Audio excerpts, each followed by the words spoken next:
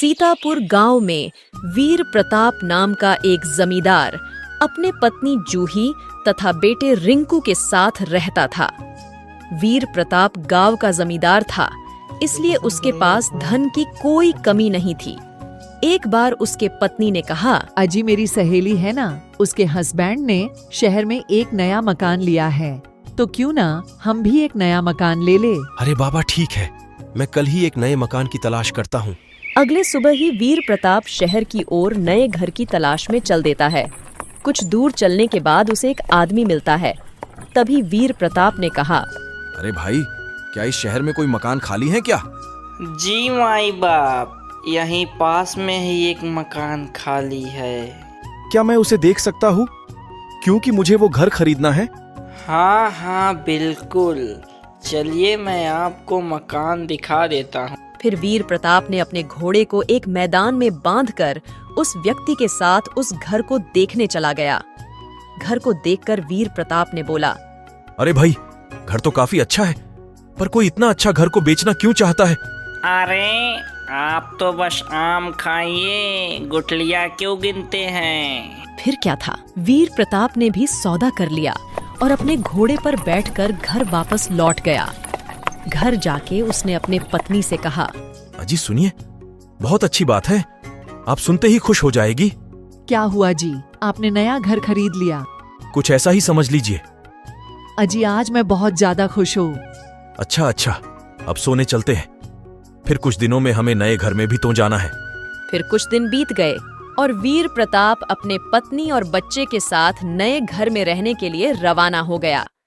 एक दिन रिंकू अपने कमरे के खिड़की से झांक के देखा तो उसे घर के पीछे ही एक शमशान दिखा। तभी जूही कमरे में आई और कहा, रिंकू बेटा चल के खाना खा ले, तेरे पापा भी तुझे बुला रहे हैं। रिंकू जूही के साथ चला जाता है और जूही और वीर प्रताप के साथ खाना खाता है। खाना खाने के बाद जूही और वीर प्रताप अपने कमरे में सोने चले जाते हैं और रिंकू भी अपने कमरे में सोने चला जाता है। रात को जब रिंकू सो रहा था, तभी उसे किसी की रोने की आवाज सुनाई देती है।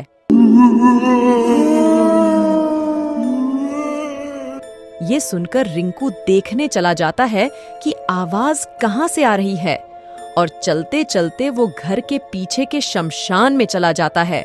तभी रिंकू बोला, कौन है जो रो रहा है? तभी रिंकू के सामने एक भूत आ जाता है, जिसे देख रिंकू डर जाता है और कहता है, अरे ये तो भूत है, पर ये यहाँ कैसे आ गया? बचाओ रे बचाओ, मुझे कोई तो बचाओ। मैं इस शमशान में 20 वर्षों से हूँ। जो भी इस घर में रहने आता है, मैं सबको मार देता हूँ। ये बोलकर भूत ने अपनी जादुई शक्ति से रिंकू को भूत बना दिया।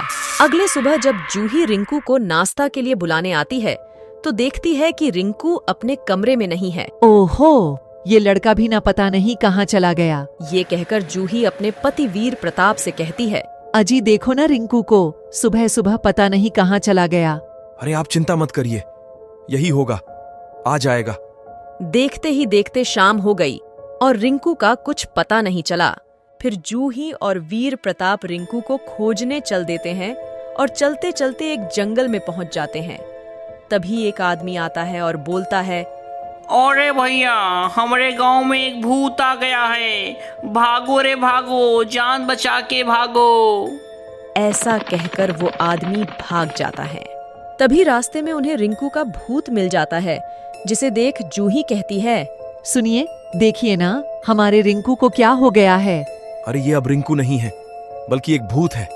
तुम दोनों अब जिंदा नहीं बचोगे। तभी गांव के कुछ व्यक्ति तांत्रिक को लेकर वहां पहुंच जाते हैं।